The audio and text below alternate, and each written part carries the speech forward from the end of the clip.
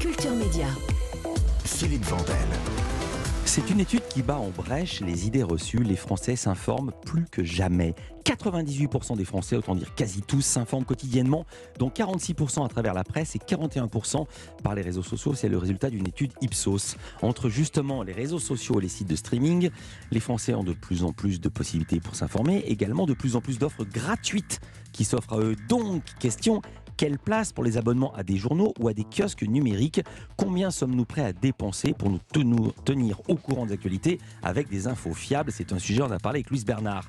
Et si les versions papier et numérique peuvent cohabiter, quel modèle faut-il inventer pour que tous les acteurs du secteur s'y retrouvent? Pour répondre à ces questions, le PDG de Caféine, le premier kiosque numérique en France et peut-être en Europe, Harry Assuyette, bonjour. Bonjour Philippe. Vous êtes donc le créateur et le PDG de Caféine. C'est né en 2006, soit avant l'explosion de Facebook ou de Twitter. Présentez-nous Caféine, ça s'écrit comme de la caféine, C-A-F-E, mais ensuite c'est un Y et un N, il n'y a pas de E à la fin.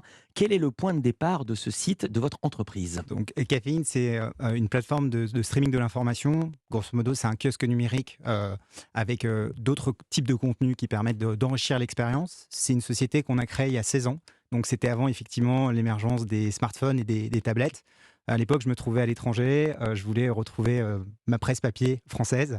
Elle n'était pas disponible dans le pays dans lequel j'étais ou avec un temps de latence qui était extrêmement long. Et donc je me suis dit, c'est fou qu'il n'y ait pas d'iTunes de la presse. Et c'est comme ça que l'idée est venue. Mais alors, évidemment, quand on va sur le site du Parisien, du Monde, du Figaro, ou de l'Équipe ou de Libé, on peut lire Libé, Le Monde, l'Équipe, le Parisien, le Figaro. Caféine regroupe.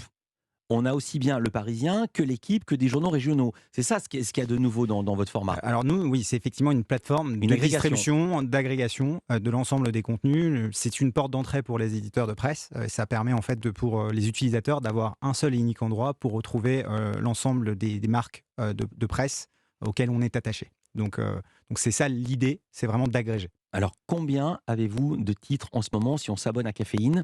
D'abord, tu as la première question, combien ça coûte?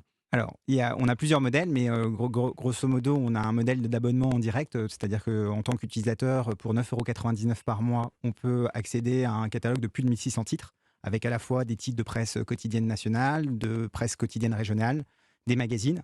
On a également, on verra tout à l'heure, rajouté des marques pure player, c'est-à-dire des médias qui sont uniquement digitaux, donc pas que la presse écrite. Voilà, donc ça c'est notre modèle historique, modèle de direct to consumer, mais on a aussi des modèles qui sont liés à des partenariats de distribution, notamment avec des opérateurs télécoms ou avec des groupes comme Canal+. Et donc notre offre est inclue dans les offres de ces acteurs-là. Il y a beaucoup de gens qui nous écoutent qui ne savent peut-être pas qu'ils sont abonnés à Caféine. Juste pour prendre mon petit cas personnel, je suis abonné à Canal+. Il y a Caféine et mon opérateur téléphonique me fournit également. En fait, j'ai 2 abonnements Caféine. Voilà, alors oui, effectivement, on a des partenariats avec SFR, avec Bouygues Télécom et avec Free. Donc, dans une partie des offres, vous pouvez avoir Caféine inclus. C'est très important pour les gens qui nous écoutent. Ils peuvent tout de suite aller voir et trouver la manière dont ils vont pouvoir recevoir la presse. Exactement. Parce qu'ensuite, c'est vertueux puisque vous redistribuez une part des gains aux journaux. Exactement. Donc nous, on a un modèle de distribution qui est une logique de répartition de la valeur avec les éditeurs de presse. Et on accompagne en fait les éditeurs dans la transformation de leur modèle, de la presse écrite vers le digital qui devient un axe essentiel de leur développement. Comment rémunérez-vous les journaux? D'ailleurs, rémunérez-vous les journaux ou les journalistes? On rémunère les éditeurs. Donc aujourd'hui, on est en négociation avec les marques et les groupes de presse. Aujourd'hui, on a plusieurs modèles de rémunération auprès des éditeurs. Le modèle principal, c'est un modèle de répartition de la valeur, c'est-à-dire qu'aujourd'hui, on définit avec les éditeurs une répartition de la valeur et on reverse finalement sur les revenus qu'on génère une partie de la valeur auprès des éditeurs. C'est de l'ordre de 50%, mais on a aussi d'autres modèles qui peuvent être corrélés à le coût à la copie, c'est-à-dire combien vaut un titre en format écrit. On essaie de revaloriser ça dans le domaine digital, ou également des logiques de forfaitisation des contenus, c'est-à-dire un modèle forfaitaire auprès des éditeurs, par rapport à un certain volume à assurer. Et il y a beaucoup d'éditeurs qui écoutent l'émission Culture Média. Il y en a encore qui renaclent à franchir le pas. Qu'est-ce que vous pouvez dire pour les séduire et leur demander de venir chez vous et de vous rejoindre? Qu'est-ce qu'ils ont à y gagner? Ils ont à y gagner d'abord des revenus, de l'audience complémentaire. Aujourd'hui, ils vont vous dire Ouais. et je vais me faire tout de suite l'avocat du Bien diable, sûr. ils vont vous dire que non, ils vont perdre des revenus puisqu'ils vont donner 50% de leur valeur, alors que si on s'abonne directement chez eux, on en parlera tout à l'heure, mais je pense que si on s'abonne directement au Monde ou au Point, 100% reste chez eux. Donc qu'ont-ils à y gagner? Voilà le sens de ma question Non, non, globale. ouais, donc en fait, il y a plusieurs choses à y gagner. D'abord, comme vous l'avez dit en introduction, aujourd'hui, on est dans un monde extrêmement compétitif quand on est sur le digital et finalement, on est face au phénomène du temps de l'attention. Donc globalement, une plateforme comme Caféine est en concurrence avec des acteurs, par exemple, comme Spotify, comme Netflix, comme Deezer, comme Disney. Aujourd'hui, tout le monde propose un modèle d'abonnement. Donc nous, on trouve que les marques de presse ont un contenu extraordinaire. Il y a énormément de valeur autour de l'information. C'est justement le sens de l'étude qu'on a fait auprès d'Ipsos. En revanche, malgré le fait que les audiences développées par ces marques de médias sont très importantes dans le digital, il y a un problème de monétisation. Tous les gens qui vont consommer de la presse, vous parliez de certains exemples, tous les gens qui lisent Le Monde ne vont pas s'abonner au Monde, parce que même pour des raisons économiques. Donc il n'y a qu'une tranche limitée en fait des lecteurs du Monde qui s'abonnent en direct. Quand vous regardez l'audience du Monde, c'est quelques exemples. Le site internet, c'est 25 millions, entre 25 et 30 millions de visiteurs uniques par mois. C'est le site leader en France. Voilà, les sites leaders en France. Et quand vous regardez le nombre d'abonnés, on est entre 300 000 et 400 000 abonnés.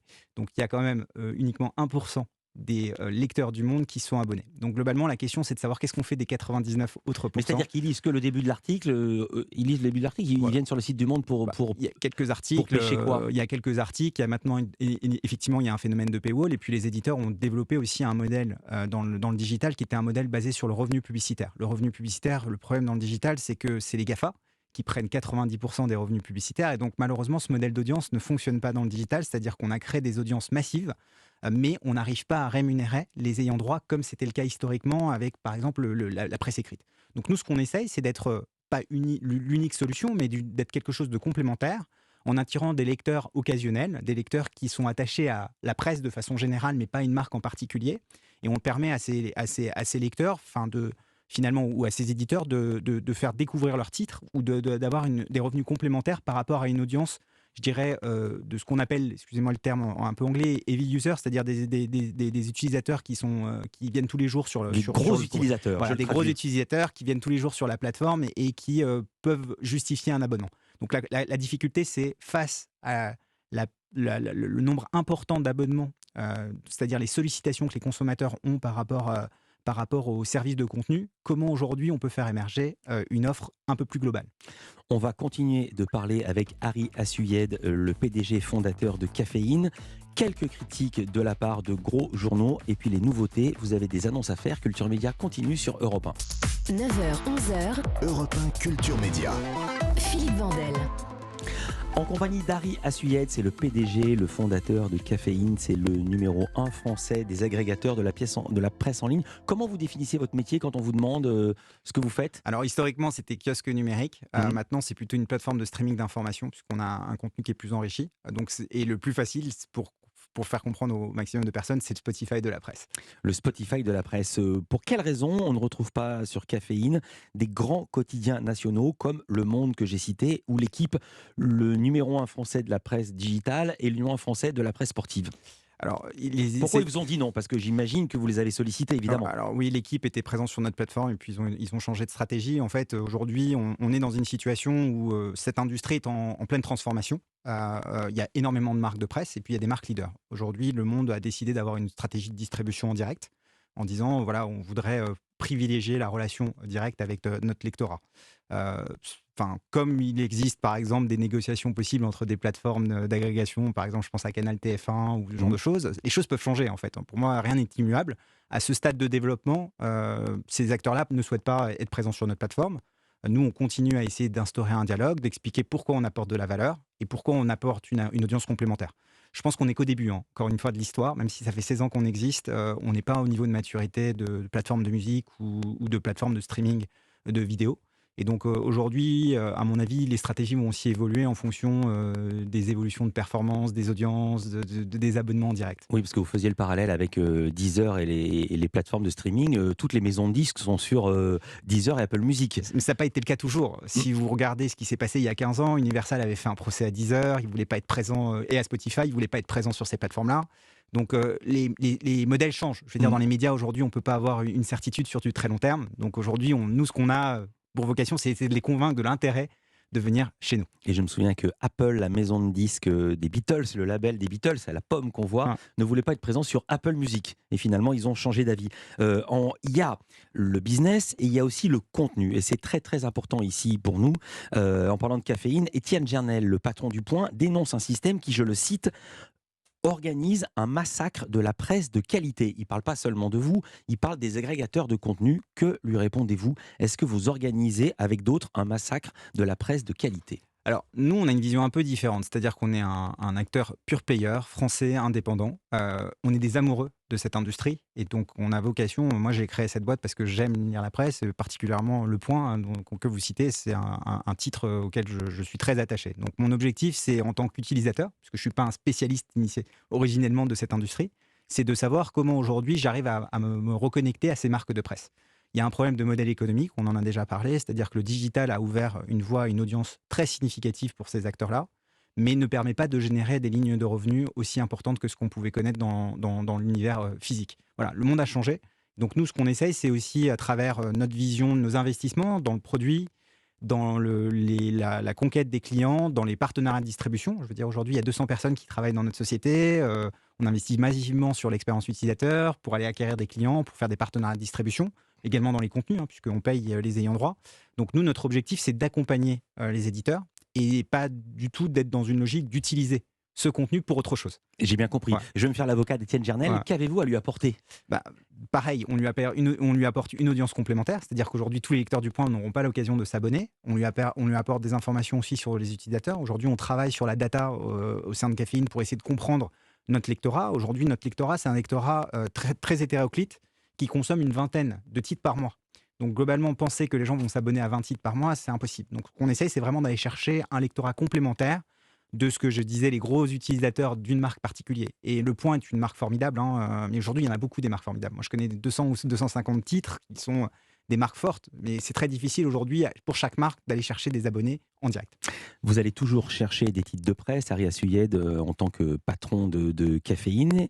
Au micro de Culture Média ce matin, vous pouvez nous annoncer que Caféine a acquis de nouveaux titres de presse, enfin acquis, a rassemblé dans son portefeuille. Quel titre de presse? Présentez-les-nous. Alors, c'est pas vraiment de la presse, puisqu'aujourd'hui, c'est des médias. Nous, aujourd'hui, comme je disais, on est une plateforme de streaming de l'information. Donc, ce qu'on a voulu, c'est élargir notre expérience au-delà du kiosque numérique, au-delà donc des magazines ou des quotidiens qu'on pouvait retrouver dans son format traditionnel. Donc, globalement, si vous allez sur Caféine, vous allez pouvoir relire votre magazine ou votre quotidien comme dans l'univers physique. Donc, c'est un format homothétique au papier.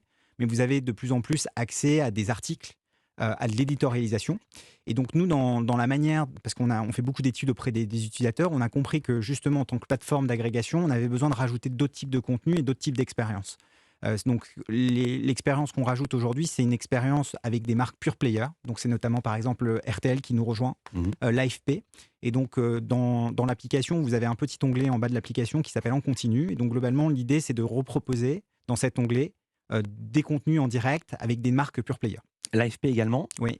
Ce qui est énorme quand même, Arte Magazine, oui. Et Arrêt sur Image.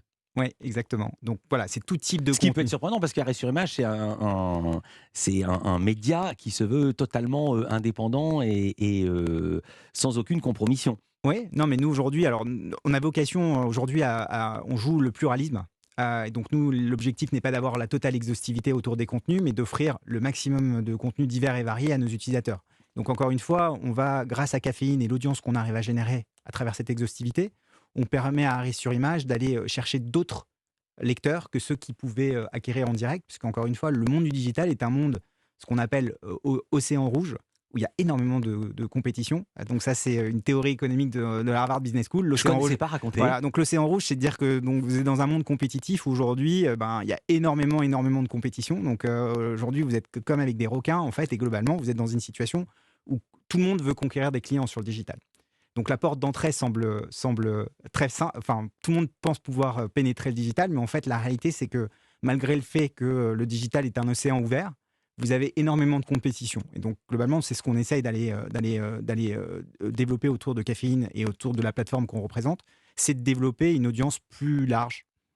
J'aime beaucoup cette image de l'océan rouge, pleine de sang, avec tous les requins du numérique. Merci d'avoir été avec nous, Ari Assuyed. Je rappelle que vous êtes le PDG fondateur de Caféine. Merci de vous être levé ce matin, c'est le principe de la caféine. Ça réveille avec une bonne info.